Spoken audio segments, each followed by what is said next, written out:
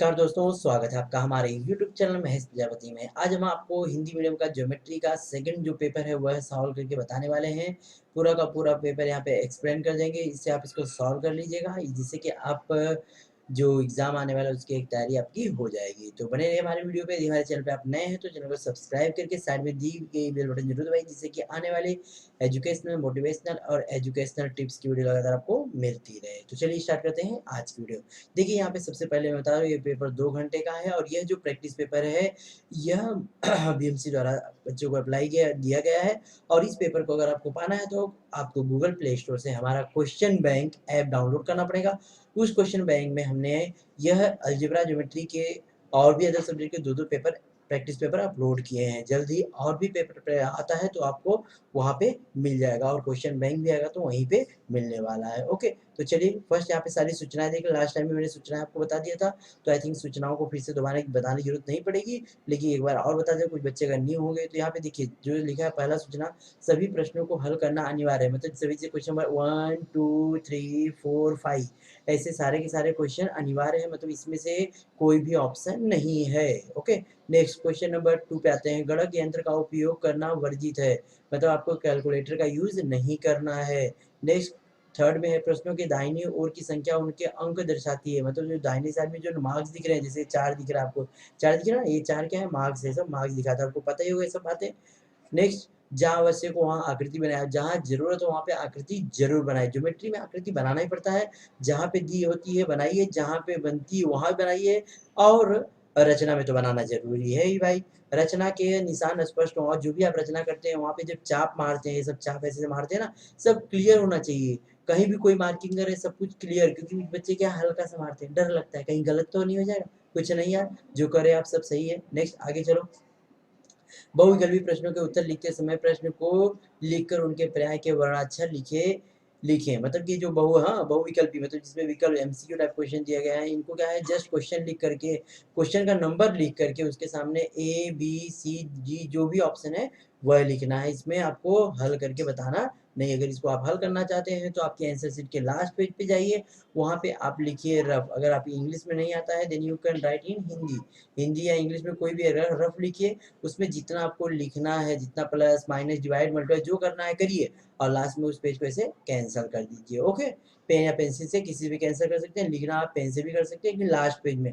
अगर आपको और रफ चाहिए तो सेकंड लास्ट पेज भी आप यूज़ कर सकते हैं, ये दोनों पेज आपका रफ हो जाएगा। रफ लिख करके ही आप वहाँ पे लिखना है और लास्ट में क्रॉसिंग से कट कर देना। चलिए क्वेश्चन स्टार्ट करते हैं। बातें करेंगे तो बहुत ही बातें, मैं हर बार आप लोग को कुछ न कुछ हिंट देते रहता हूँ, समझाते रहता हूँ, आप लोग ध्यान दीजिए। जैसा कि आपका एग्ज़ाम भी पोस्टपोन हो चुका है तो बहुत अच्छी बात है, आपको बहुत समय, ढेर सारा समय मिल चुका है कि जो भी तैयारी आपकी नहीं हो आप तैयारियाँ कर सकते हैं। तो पहला क्वेश्चन हमारे यहाँ पे है, किसी चतुर्भुज का विकर्ण 10 करने में 2 सेमी हो तो उसकी परिमिति ज्ञात कीजिए। देखिए आप विकर्ण दिया गया है ना, तो विकर्ण की सहायता से हम पहले क्या निकालेंगे, भुजा निकालेंगे। तो इसके लिए एक फार्मूला बना है, वर्ग के विकर्ण की लंबाई। मैं थोड़ा लिख के बताऊंगा आप लोग को। वर्ग के विकर्ण की लंबाई बराबर होता है करनी में 2 गुणे भुजा। ये हमारा फार्मूला है, आपको पता होना चाहिए, फार्मूला आप याद रखिएगा। इस फार्मूले में क्या है, वर्ग के विकर्ण की लंबाई रख देंगे। वर्ग के विकर्ण की लंबाई कितनी है, करनी में 2, 10 करनी में 2 और करनी में 2 गुणे भुजा। अब हमें भुजा निकालना है तो हम क्या करेंगे, करनी 2 से करनी 2 कैंसिल करेंगे, इसलिए हमारा भुजा का मान कितना आ जाएगा भाई, 10। अगर भुजा 10 सेंटीमीटर है तो उसकी क्या निकालनी, परिमिति। वर्ग की परिमिति बराबर 4 गुणे भुजा, 4 गुणे 10, 4 दाम में 40, ऑप्शन नंबर 40 हो जाएगा। आगे वृत्त के बाहर स्थित बिंदु से उस वृत्त पे अधिक से अधिक कितने स्पर्श रेखा खींची। देखिए कोई वृत्त है, भी कल मैंने एक्सप्लेन किया था, अगर कोई वृत्त है उसके बाहर अगर एक कोई बिंदु है तो उससे हम 2 स्पर्श रेखा खींच सकते हैं। नेक्स्ट क्वेश्चन नंबर थर्ड है, 5.5 सेमी तथा 3.3 सेमी त्रिज्या वाले 2 वृत्त पर परस्पर स्पर्श करते तो उनके केंद्रों के बीच की दूरी, या तो यहाँ पे जुड़ के होगा या तो घट के। जोड़ते कब है, जब 2 वृत्त बाह्य स्पर्श करते हैं, और घटाते कब है, जब 2 वृत्त अंत स्पर्श करते हैं। तो यहाँ पे कुछ भी मेंशन नहीं किया तो हम जोड़ेंगे भी और घटाएंगे, तो उसके लिए हम क्या लिखेंगे, 8.8, 2.2। नेक्स्ट चौथा वाला, -3 एंड 4, इस दोनों बिंदु के इस बिंदु की आरंभ बिंदु से दूरी ज्ञात करने का फार्मूला मैंने बता दिया था, करनी में x² + y का स्क्वायर। ये फार्मूला कहाँ से बना है, जो दूरी सूत्र है उसी के माध्यम से बना हुआ है। डिस्टेंस ऑफ ए कॉमा ओ, मैंने इसको क्या ले लिया, ए ले लिया, और ओ हमारा क्या है, ऑरिजिन है। Distance of A comma O is equal to करनी में x2 plus X square plus Y square. X की वैल्यू -3, वाई की वैल्यू 4, इसका आंसर निकालेंगे तो करनी में 25 आएगा। करनी में 25 को क्या होते हैं 5। कितना इजी ये एमसीक्यू क्वेश्चन है। आपको ये इजी इसलिए लग रहा हो क्योंकि आपने पढ़ाई किया है, इसलिए आपको इजी लग रहा है। अगर आप नहीं पढ़ते हैं तो टफ लगता है। इसलिए ध्यान दीजिए, कभी भी पढ़ाई करते रहिए, समय वेस्ट मत करिए। समय अगर एक बार समय निकल जाता है दोबारा वापस नहीं आता है। नेक्स्ट क्वेश्चन नंबर 1 के बी में आते हैं। पूरा क्वेश्चन मैं एक्सप्लेन करूंगा, आपको लिख करके पूरा का पूरा अपने टीचर को सबमिट करना है, या तो अगर पॉसिबल हो तो मुझे भी सेंड कर देंगे तो मैं चेक कर लूंगा, कहीं भी मिस्टेक हो then I will explain you another second time also. चलिए सेकंड क्वेश्चन 1 बी का फर्स्ट वाला क्या है, किसी द्वित्रिज की त्रिज्या 3.5 सेमी तथा उसके चाप की लंबाई 2.2 सेमी है, तो द्वित्रिज का क्षेत्रफल। यह चैप्टर इस साल के लिए रिड्यूस हो गया तो इसको हम लोग नहीं पढ़ेंगे। ओके, नेक्स्ट अगला, पूर्ण कीजिए। मतलब ये जो दिया हुआ है कॉलम, इसको पूर्ण करना है तो आपको पता है फार्मूला है sine square theta plus cos square theta is equal to कितना होता है 1। तो यहाँ पे हम खाली स्थान में क्या लिखेंगे, कॉस स्क्वायर थीटा लिख देंगे। ओके, दो बिंदु दिए, इन दोनों बिंदु के बीच की दूरी निकालनी है। दूरी निकालने के लिए हमें कौन सा फार्मूला लगाना पड़ता है, डिस्टेंस का। तो distance of A comma B is equal to करनी में x2 माइनस x1 का square plus y2 minus y1 का स्क्वायर। ओके, यह फार्मूला वापरेंगे, यह फार्मूला हम यूज करेंगे। तो हमारा डिस्टेंस ऑफ ए बी आ जाएगा कि 3 4 5 या पाइथागोरस का ट्रिक है कि नहीं पहचानी हो, तो इसमें क्या करेंगे, सबसे पहले हम मानेंगे ए कितना हमारा है 3, बी कितना है 4 एंड सी कितना है 5। सबसे बड़ी भुजा यहाँ पे कौन सी है, सी वाली है, तो हम लिखेंगे सी का स्क्वायर। सी का स्क्वायर मतलब किसका, 5 का स्क्वायर। 5 का स्क्वायर कितना होता है 25।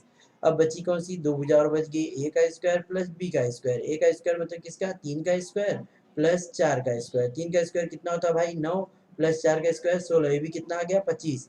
देखिए इसको कथन नंबर 1 डाल के रखेंगे, इसको कथन नंबर 2 डाल के रखेंगे। लिखिए कथन 1 तथा 2 से सी का स्क्वायर बराबर किसके, ए का स्क्वायर प्लस बी के स्क्वायर के। अगर बराबर नहीं रहता तो नॉट इक्वल कर देते, यहाँ बराबर है तो लिखेंगे कथन 1 तथा 2 से सी का स्क्वायर बराबर ए का स्क्वायर प्लस बी का स्क्वायर। ये हो गया। अगर बराबर हो गया तो समझ जाइए पाइथागोरस का त्रिक है, तो लिख देंगे इसीलिए बिंदु ए बी सी पाइथागोरस का त्रिक है, पाइथागोरस के प्रमेय के विलोम से। यहाँ तक मुझे उम्मीद है आप लोग को समझ में आ गया होगा। कुछ भी डाउट है तो don't worry, you have to comment me. Okay, just comment करिए, मैं कोशिश करूंगा रिप्लाई देने के लिए। और इतने टफ क्वेश्चन नहीं कि जो आपको समझ में ना आए। यहाँ पे आकृति क्वेश्चन नंबर 2 ए आ गई, जो एक कृति, हाँ कृति बेस्ड क्वेश्चन रहता है। टोटल 3 क्वेश्चन दिया था, हमें 2 ही क्वेश्चन करना है। एवरी क्वेश्चन कैरी 2 मार्क्स, हर क्वेश्चन के 2 मार्क्स मिलते हैं। और यह क्वेश्चन भी आपके बुक का ही है, मुझे ऐसा नहीं लग रहा कि एक्सप्लेन करना पड़ेगा, मैं बट एक्सप्लेन कर दे रहा हूँ। यह आपका एक्सरसाइज 2.1 का। ओके, यहाँ पे देखिए ए बी और बी सी दोनों इक्वल है, ए बी और बी सी इक्वल है, यहाँ पे दत्त में दिया गया है। या तो लिख सकते हैं यहाँ पे यह कोण, हाँ यहाँ पे तो ये नहीं बताया गया है 45 है। ओके, तो समझिए दत्त ही दिया हुआ है। हाँ, यहाँ पे हम दत्त में लिख देते हैं कि दोनों इक्वल दिए गए हैं, ए बी और बी सी। ओके, अब हमारा ये कोण कितना हो जाएगा 45 हो जाएगा। पता है कैसे, ये बता देता हूँ मैं। देखिए किसी भी ट्रायंगल में अगर 2 साइड इक्वल होती है तो उसके बेस का एंगल, उसके सामने सामने एंगल भी क्या होते हैं equal. Angle A equal to angle C के। अब तीनों एंगल जोड़ के कितने होते हैं भाई 180 होते हैं। 90 उसमें से माइनस कर दीजिए, इसको माइनस कर दीजिए, बचेगा 19। तो मतलब ये दोनों इक्वल है, मतलब ये भी 45 होगा, ये भी 45 होगा। तो हमारा बी ए सी कितना हो जाएगा 45, मतलब एंगल ए कितना हो जाएगा 45। अगर ये 45 है तो ये भी 45। 45 45 की 90 का थ्योरम, 45 45 90 का प्रमेय होता है कि 45 45 की सामने भुजा 1/करनी में 2 गुना होती है किसकी, कर्ण की। कर्ण हमारा कितना दिया हुआ है, यहाँ पे नीचे लिखा उन्होंने 8, करनी में 8 लिखा है, 1/, यहाँ पे क्या लिखे करनी में 2। 8 को हम क्या लिख सकते हैं, स्प्लिट कर दिया, 2 करनी में 2 लिख सकते हैं, और 1/, करनी में 2, करनी 2 से करनी 2 कैंसिल, कितना आ जाएगा आंसर 2 आ गया। ओके, आंसर हमारा कितना आ गया 2। हमें बताए ए बी और जो बी सी की भुजा थी की लंबाई कितनी आ गई 2 2 आ गई। उसके बाद हम आते हैं क्वेश्चन नंबर 2 पे। ये देखिए एक बोल रहा है कि यह वृत्त, हाँ सी हमारा क्या है, वृत्त का केंद्र है, और ए बी वृत्त की स्पर्श रेखा। स्पर्श रेखा वृत्त पे क्या होती है, स्पर्श रेखा त्रिज्या पे क्या होती है, लंब होती है, मतलब ये 90 डिग्री हो जाएगा। और यहाँ पे ये कोण हमारा कितना हो जाएगा 90 अंश हो जाएगा। यहाँ पे रीजन लिख रहा तो लिख सकते हैं सामने स्पर्श रेखा त्रिज्या प्रमेय। अब दूसरा सी ए लंब है ए बी पे, और सी ए बराबर कितना दिया हुआ है 6 सेंटीमीटर। ओके, ये सी ए कितना है 6 सेंटीमीटर, यहाँ पे दिया ना वृत्त की त्रिज्या 6 है, तो सी ए भी कितना होगा 6 ही होगा ना भाई। चलिए नेक्स्ट अगला एक्टिविटी बेस्ड क्वेश्चन। दी गई आकृति में डी, इसको कुछ और आगे भी रहना चाहिए था, इन्होंने यहाँ प्रॉपर सही नहीं लिखा, क्योंकि टोटल जब 2 मार्क्स का क्वेश्चन आएगा तो आपको 4 ब्रैकेट दिए रहेंगे, चारों ब्रैकेट लिखना रहता है, लेकिन यहाँ पे 2 ही ब्रैकेट है, मतलब कि आधा क्वेश्चन थोड़ा सा छूट गया है, बट वो आप लोग कर सकते हैं। नेक्स्ट क्वेश्चन नंबर 3 आ गया, आकृति में डी केंद्र वाला वृत्त एंगल ए सी बी के भुजाओं को बिंदु ए तथा बी पर स्पर्श करता है। देखिए यह जो एंगल बन रहा है, मतलब ए सी बी दिख रहा है आपको, ए सी बी वृत्त को कहाँ पे स्पर्श कर रहा है, एक जगह ए पे और एक जगह बी पे स्पर्श कर रहा है, तो हमें, और यह कोण दिया है 52 दिया है। बहुत इंपॉर्टेंट क्वेश्चन है, इसको मैं इंपॉर्टेंट एज डाल देता हूँ। और आप लोग को बताना चाहता हूँ, कल 14 अप्रैल को 2 बजे हमारा नून ऐप पर एज ए जो इम्पोर्टेंट क्वेश्चन है आपके क्वेश्चन बैंक के, उसका बहुत ही अच्छा सेशन चलने वाला है, तो 2 बजे आप लोग जरूर कोशिश करिएगा नून ऐप पे ज्वाइन करने के लिए। और कैसे नून ऐप पे ज्वाइन करना है उसके लिए मैंने यहाँ पे डिस्क्रिप्शन बॉक्स में उसकी लिंक दे दी, जाकर वहाँ से आप लोग जरूर जुड़ जाइए। कल 2 बजे मैं उसमें जो भी आपके क्वेश्चन बैंक के इंपॉर्टेंट क्वेश्चन है, जैसा लगता है कि बोर्ड में आने वाले हैं, वो जरूर एक्सप्लेन करूंगा। ओके, अब देखिए हमने बहुत पहले पढ़ा है, अब ये भी 90 है, ये भी 90 है, वो तो आपको पता चल गया। अब हमने बहुत पहले पढ़ा है कि ये चतुर्भुज के चारों कोण कितने होते हैं, 360। तो देखिए चतुर्भुज के चारों कोणों के मापों का योगफल 360 अंश होता है। तो यहाँ पे सभी कोण का माप लिखेंगे, पहले हम इस कोण का लिखते हैं, सी का नाम लिखेंगे ए सी बी, ए सी बी प्लस ए प्लस बी प्लस डी। कभी भी कोण का नाम कैसे 3 लेटर से लेते हैं, 3 लेटर से लेना हो, जिस कोण का नाम लेना हो उसका नाम कहाँ आना चाहिए, बीच में आना चाहिए, कोण का नाम लेने आपको आता ही होगा।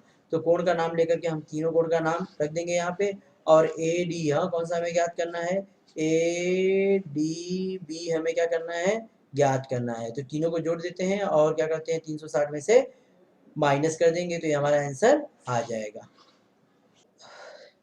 अब आते हैं हम क्वेश्चन नंबर 2B पे। 2B में यहाँ पे देखिए टोटल 5 क्वेश्चन दिए गए हैं, लेकिन हमें 4 ही क्वेश्चन करना है, और 4 क्वेश्चन के लिए आपको 8 मार्क्स मिलते हैं, और ये भी सब 2-2 मार्क्स का क्वेश्चन है, बहुत ईजी है। ध्यान से देखिए, यहाँ पे देखिए पहला क्वेश्चन हमारा देख रहे हैं, ये 2 बिंदु दिए गए हैं, जैसे ए मान लीजिए और दूसरा बी है। ए का निर्देशांक दिया गया है 22 और 20, और बी का निर्देशांक दिया हुआ है 0 और 16। तो इन दोनों के मध्य बिंदु का निर्देशांक ज्ञात करना है, इन दोनों के बीच को जोड़ने वाले मध्य बिंदु का निर्देशांक। तो यहाँ पे कौन सा फार्मूला लगाएंगे हम, मध्य बिंदु का फार्मूला लगाएंगे। ओके, मध्य बिंदु का आपको फार्मूला पता ही होगा, x निकालने का फार्मूला होता है x1 प्लस x2 अपॉन 2, और y निकालने का फार्मूला होता है y1 plus y2 upon 2। Okay, इससे x एंड y निकाल लेंगे और मध्य बिंदु को हम p मान के ज्ञात कर लेंगे। अगला सी केंद्र वाले वृत्त में जी डी ई और बिंदु f है, और ई सी एफ का माप दिया है 70 और जी डी एफ का माप दिया है 200 हो, तो डी और D F D E F के माप ज्ञात किए। बहुत ये भी आसान है, ध्यान से देखिए, यह एंगल हमारा दिया हुआ है, यह एंगल कितना दिया हुआ है, 70 अंश दिया है, तो इसके सामने वाला जो कोण होगा वो भी कितना होगा, 70 होगा। यहाँ तक आया समझ में, चलिए उसके बाद यहाँ पे एक चाप दिया है डी जी एफ, यह चाप फ्रॉम हियर टू हियर, यहाँ तक कितना दिया है, 200 दिया है, तो यहाँ से लेके यहाँ तक मिला के कितना हो जाएगा, 270 हो जाएगा। अब हमें डी ज्ञात करना है, तो क्या करेंगे, 360 में से डी को निकालना है। 300 तो क्या लिखेंगे, मेजर चाप डी प्लस मेजर चाप D G F plus major चाप E F is equal to 360। सबका मान रख देंगे, डीएफ का मान निकालना है, सबका मान यहाँ दोनों का मान प्लस करेंगे, 200 plus 70 is equal to 270 minus 360। 270 में से 360 को हम लोग क्या करेंगे, 360 में से 270 को माइनस करेंगे तो 90 आ जाएगा, मतलब यह चाप का माप कितना आ गया आपका, 90। अगर यह चाप का 90 माप आ गया तो यहाँ से बोल रहा है डी ई एफ, बताइए डी एफ कितना हो जाएगा, 90 प्लस 70 160 अंश हो जाएगा। यह आपके बुक का ही क्वेश्चन है, 3.3 का पहला क्वेश्चन है, एक्सरसाइज 3.3 का पहला question, very very important question है। अगला संलग्न आकृति में यहाँ पे देखिए, यह एम के दी गई है 12, यहाँ पे जो जो दिया है जैसे एग्जाम में दिया तो पहले आप लिख लिया करिए, है ना, सेंटीमीटर नहीं दिया, सॉरी सेंटीमीटर दिया तो लिखना है, नहीं दिया तो नहीं है।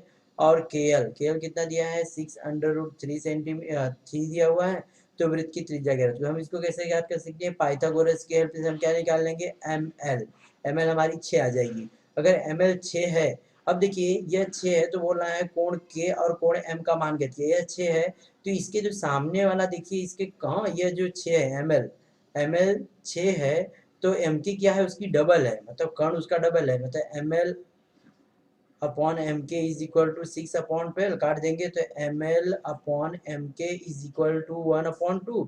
तो एम एल हमारा क्या हो जाएगा, M L is equal to half of M K. इसका मतलब कि जो एम एल है वो किसकी हाफ है, एम के की हाफ है। इसका मतलब कि एम एल, हाँ एम एल के जो सामने वाला एंगल वो कितना डिग्री होगा, 30 रहा होगा। तभी तो हाफ हुई। तो एंगल के कितना आ जाएगा 30। अगर के 30 आता है तो हम लोग क्या निकाल लेंगे 30 60 90 जोड़ के, हाँ तीनों जोड़ के कितने होते हैं 180 अंश होते हैं। तो यह 90 दिया ही है क्यों स्पर्श रेखा त्रिज्या प्रमेय से था और यह 30 अंश है तो यह वाला हमारे ऊपर कितना आ जाएगा 60। ओके, इस तरह हम इसको लिख सकते हैं। आप लोग जरूर ट्राई करिएगा। पहले स्पर्श रेखा से हम लोग पाइथागोरस से क्या निकालेंगे ml निकालेंगे। ml निकल जाएगा तो ml अपॉन mk करके ml का एक 1/2 mk लिख देंगे। उसके बाद हम क्या लगा देंगे 30 60 90 के प्रमेय का विलोम करके 30 अंश के 30 अंश ज्ञात कर लेंगे। 30 अंश ज्ञात हो गया तो दूसरा कोण आसानी से ज्ञात कर सकते हैं। अगला एक आयत की लंबाई दी गई 35 सेमी तथा चौड़ाई 12 सेमी। तो आयत के विकर्ण की लंबाई ज्ञात करो। तो आयत देखिए इस तरह होता है, कुछ आप लोग को पता है, ये भी आपकी बुक का ही समय 2.1 का है, बहुत इंपॉर्टेंट समय भी है। यह दिया हुआ है 35 सेंटीमीटर और यह दिया है 12 सेंटीमीटर। तो पाइथागोरस हम लोग किस में लगाएंगे त्रिभुज ए बी सी में। ए बी सी में हम क्या लगा देंगे पाइथागोरस लगा देंगे और ये हमारा कर्ण क्या हो जाएगा ज्ञात हो जाएगा। कर्ण AC ज्ञात हो जाएगा। कर्ण AC निकल गया तो AC निकलने के बाद आप क्या कराएंगे पाइथागोरस का प्रमेय निकालने के बाद AC निकालने के बाद आप लिख सकते हो BD भी कितना होगा सेम उतना ही होगा 37। इसका आंसर है 37 सेंटीमीटर। नेक्स्ट क्वेश्चन पांचवा है। यहाँ पे यह चाप दिया हुआ है, ध्यान से देखिए यह चाप दिया है 37 और यह चाप दिया हुआ है 125। तो हमें यह कोण ज्ञात करना है NMS।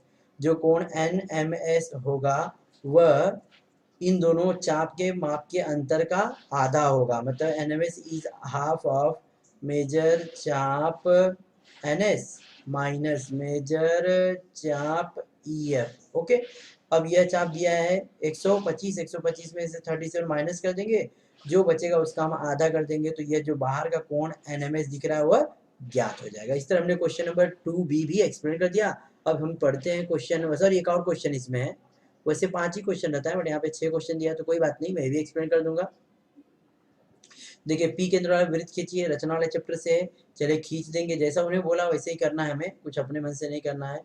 चलिए एक वृत्त खींच दिए, उसके ऊपर क्या बोलना है कोई बिंदु ए लेना है। अब बोल रहा है ए बी एक कितने अंश का कोण, हाँ कितने अंश का 100 अंश का चाप बनाना। तो मतलब आपको ना यहाँ पे वो जो हमारा पी हमारा जो केंद्र है ना इस पे 100 डिग्री का एंगल बना दीजिए। 100 डिग्री का एंगल बनाएंगे ना तो इस चाप के क्या आएगा वह बराबर ही आएगा 100 डिग्री आएगा। हमने क्या किया पहले AP खींचा, ए पे 100 डिग्री का एंगल बनाया और इसको यहाँ से ज्वाइन कर दिया। तो हमारा क्या बन गया यह बन गया। अब क्या बोल रहा है A और B, यहाँ पे आपको B लेना है। A और B से स्पर्श रेखा कितनी है तो AB से स्पर्श रेखा इसको आगे बढ़ा देंगे।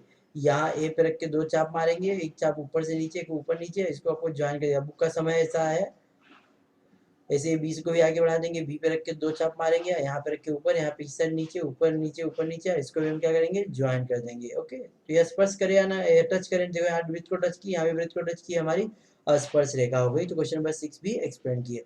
अब आते हैं क्वेश्चन नंबर 3A। 3A में क्या दिया हुआ है आकृति यहाँ पे दिख रही है आपको, यहाँ पे दो कोण एंगल है EFG सर्वांगसम FGH। EFG दिख रहा है आपको, यह वाला एंगल इसके इक्वल होगा। क्यों भाई बताओ कोई, एकांतर कोण। क्यों एकांतर कोण, क्योंकि जेड बन रहा है ना, एकांतर कोण लिख लीजिएगा प्रॉपर, सही तरीके से मैं नहीं लिख पा रहा हूँ, चलिए यहाँ लिख देता हूँ एकांतर कोण।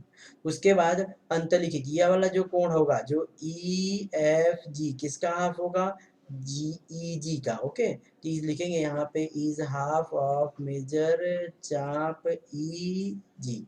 उसी तरह यह जो कोण होगा FGH किसका हाफ होगा इज हाफ ऑफ मेजर चाप FH। क्यों भाई अंतर्लिखित कोण का प्रमेय, दोनों का सेम रीजन रहेगा। उसके बाद हम आते हैं मेजर चाप। अब देखिए दोनों कोण बराबर तो दोनों चाप भी क्या हो जाएंगे बराबर, हाफ ऑफ कैंसिल हो जाएगा। मेजर चाप EG बराबर किसके हो जाएगा मेजर चाप FH के। अगर चाप बराबर है तो उससे संबंधित जीवाएं भी क्या होती हैं सर्वांगसम। तो यहाँ पे लिखेंगे सर्वांगसम चापों से संबंधित जीवाएं, सर्वांगसम चापों से संबंधित जीवाएं। नेक्स्ट अगला क्वेश्चन नंबर 3A का दूसरा क्वेश्चन जो एक्टिविटी बेस्ड क्वेश्चन है, यह हमारे एक्सरसाइज 6.2 का क्वेश्चन है और इस साल के लिए एक्सरसाइज 6.2 रिड्यूस कर दिया गया है। इस क्वेश्चन को हम लोग फिर पढ़ने वाले नहीं है। अब चलते हैं हम आगे, नेक्स्ट क्वेश्चन नंबर 3B पे आते हैं। 3b में देखिए क्या बोल रहा है, सिद्ध कीजिए यदि किसी त्रिभुज की किसी एक भुजा के समांतर खींची गई रेखा उनकी अन्य दो भुजाओं को दो भिन्न बिंदुओं पर प्रतिच्छेदित करे तो वह रेखा अन्य दो भुजाओं को समान अनुपात में विभाजित करती है। इसको हम बोलते हैं समानुपात का मूलभूत प्रमेय। समानुपात का मूलभूत प्रमेय।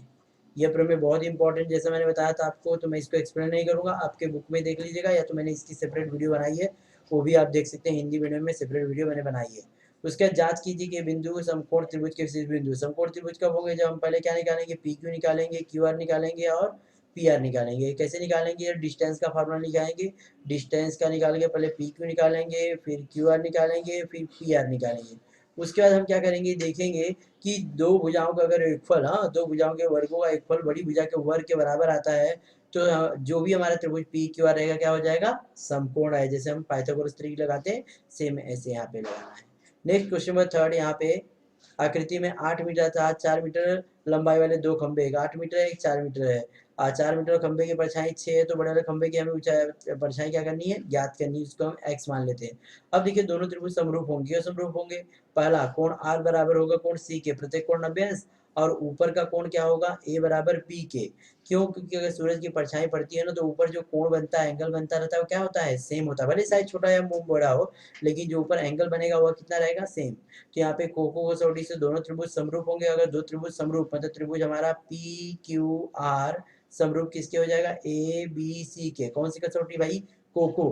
कोको कसौटी दो त्रिभुज समरूप, अगर दो त्रिभुज समरूप है, भुजाएं क्या होंगी, समानुपाती। भुजाएं कैसे समानुपाती लेंगे वो देखिए, हमें पी क्यू लेने की जरूरत नहीं है, तो सब first we have to take Q R. Q R लेंगे तो वहां से क्या लेंगे हम, बी सी, और यहाँ से पी आर लेंगे तो वहां से क्या लेंगे, ए सी। ओके, अब मान रख देंगे, क्रॉस मल्टीप्लाई कर देंगे तो हमारा के एक्स की वैल्यू आ जाएगी, इसलिए बड़े वाले खंभे की परछाई बराबर कितनी हो जाएगी, 12 कुछ आएगा आई थिंक, हाँ 12 सेंटीमीटर।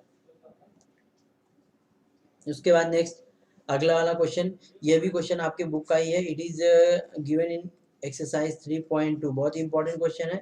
सो मैं फटाफट एक्सप्लेन करता हूँ। देखिए यहाँ पे हमें दोनों वृत्त की त्रिज्याएं दी गई, पहले वृत्त की त्रिज्या 4 है, दूसरे वृत्त की त्रिज्या कितनी है, 6 है। तो यहाँ से लेके यहाँ कितना हो जाएगा भैया, 6 हो जाएगा, 4 ई है, ई 6 है, तो ये कितना हो जाएगा टोटल, 10 हो जाएगा। ओके, और ये 6 है और ये कितना है, 4 है। अब हम यहाँ पे क्या है, परपेंडिकुलर ड्रॉ करते हैं यहाँ से, हाँ ओ से हमने परपेंडिकुलर ड्रॉ किया।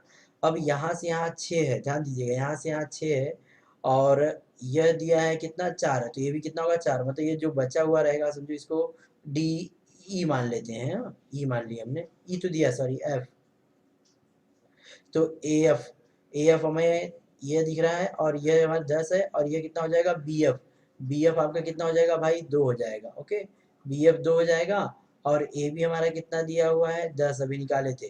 तो ये जो ट्रायंगल दिख रहा है आपको इस तरह, ये क्या दिख रहा है, राइट एंगल ट्रायंगल, ये 2 दिया है, और यह हमारा ए एफ ज्ञात करना है, और ए भी हमारा कितना दे दिया है, 10 दिया है। तो पाइथागोरस से हम क्या निकाल लेंगे, ए एफ निकालेंगे, क्योंकि यहाँ पे 90 डिग्री है, रचना की है मैंने, इसको सॉल्व किया है, आप लोग देख लीजिए, समझ के कर सकते हैं।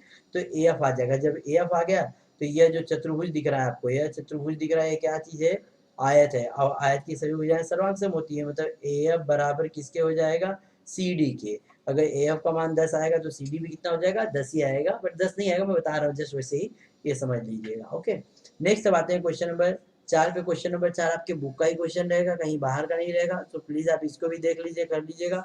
यहाँ पे देखिए यह जो क्वेश्चन दिया है, यह क्वेश्चन अगर आपके क्वेश्चन बैंक का होगा तो मैंने क्वेश्चन बैंक का सॉल्यूशन अपलोड किया है, और क्वेश्चन बैंक का नहीं, अगर आपके प्रॉब्लम सेट का है तो भी मैंने प्रॉब्लम सेट की वीडियो बनाई है, जाके आप देखिए, समझिए, कुछ डाउट रहा then you can ask me in my comment. Okay, next अगला आपका यह एक्सरसाइज 3.4 का क्वेश्चन है।